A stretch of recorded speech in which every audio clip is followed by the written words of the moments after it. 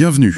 Aujourd'hui, on se penche sur une affaire vraiment troublante, la mort en 1997 d'Alice Fauchivet. Oui, l'épouse de Jean Fauchivet, figure incontournable et, disons-le, redoutée des services secrets camerounais. Exactement.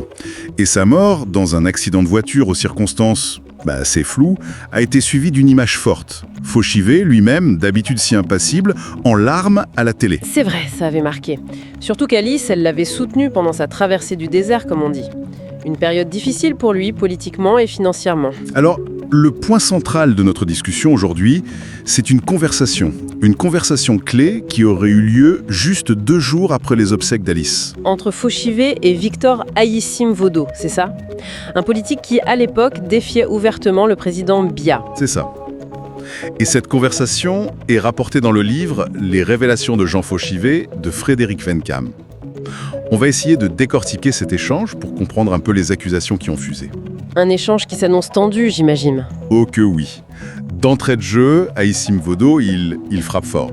Il parle d'un groupe occulte et tribal. Occulte et tribal? C'est-à-dire? Selon lui, c'est un groupe secret qui manipulerait le pouvoir en coulisses pour protéger le président Biya en éliminant ceux qui gênent.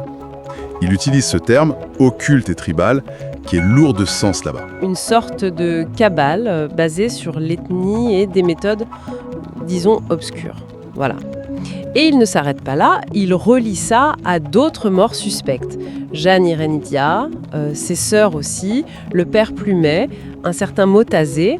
Et là, il lâche la bombe à Fauchivet, texto. J'espère que tu sais qu'Alice a été assassinée. Carrément, l'accusation est directe. Très directe. Et Vodo donne des raisons. D'abord, il évoque la proximité d'Alice avec Chantal Biya, la première dame, et sa mère. Ah oui? Ensuite, il parle de la réputation d'Alice. Une réputation, peut-être qu'elle n'entretenait elle-même, d'experte en pratiques traditionnelles et maléfiques. Des pratiques qui étaient censées protéger Fauchivet. L'ésotérisme mêlé à la politique, un classique dans certaines sphères. Tout à fait. Et enfin, Vodo laisse entendre qu'Alice avait un peu trop parlé. Notamment après un voyage à Paris, financé par la présidence. Ça coïncidait avec l'accouchement de Chantal Biya et aussi une évacuation sanitaire qui avait fait jaser à l'époque. Bon, face à des accusations pareilles, comment Fauchivet réagit, d'après ce qui est rapporté? Eh bien, sa première réaction, c'est le scepticisme. Il aurait dit « J'espère que tu n'es pas en train de divaguer ». Une défense assez logique, non? Oui, on peut comprendre. La théorie est quand même énorme, mais il rejette tout. Pas entièrement, justement. Il admet qu'Alice, je cite encore, était mêlée à 1001 choses. Il parle même de disputes entre eux, de son ambition à elle.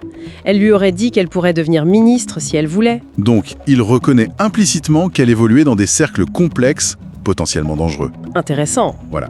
Mais c'est là que Vodo introduit une autre idée, une sorte de contre-théorie encore plus tordue.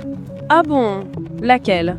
Il dit à Fauchivet « Au palais, on a fait courir le bruit que c'est toi qui aurais assassiné Alice. Non, que c'est Fauchivet lui-même qui l'aurait tué. » Exactement. Une rumeur lancée pour l'isoler, lui couper ses soutiens, l'affaiblir quoi. Vodo parle d'intoxication machiavélique. Une manipulation politique donc? Mais dans quel but précis? Et lancée par qui, selon Vodo? Alors là, Vodo vise des adversaires politiques de Fauchivet. Des gens que Fauchivet aurait gênés dans des affaires financières. Ah, des histoires d'argent derrière. Oui, il mentionne le sommet de l'ONUA à Yaoundé, dont l'organisation avait coûté très cher et suscité des critiques.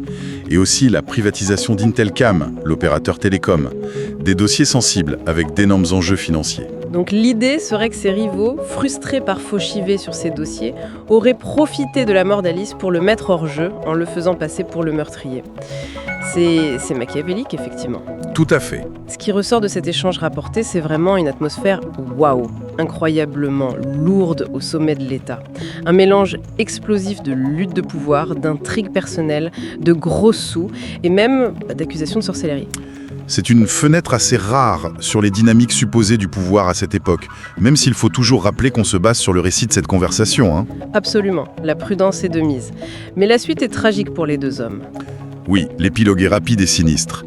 Victor Ayissim-Vodo, celui qui accusait et qui voulait défier Biya, il meurt subitement le 21 juin 1997, quelques mois à peine après cette conversation. Et Fauchivet? Il meurt encore avant, le 15 avril 1997. très peu de temps après les obsèques Thalys et cette discussion avec Mvodo. Et le détail troublant qui est rapporté, c'est que son dernier contact connu, juste avant son malaise fatal, ça aurait été René Owana, un conseiller spécial du président. Ces décès si rapprochés après un tel échange, ça laisse songeur, évidemment. Clairement. Si cette conversation s'est déroulée comme ça, elle témoigne d'une paranoïa et de rivalité potentiellement mortelle dans ces cercles. Et ça laisse une question ouverte finalement. Au-delà des théories échangées ce jour-là, quelle est la vérité sur la mort d'Alice Fauchivet ? Et sur celle, tout aussi suspecte, de Jean Fauchivet et de Victor Haïssim Mvodo, juste après. Beaucoup de questions sans réponse encore aujourd'hui.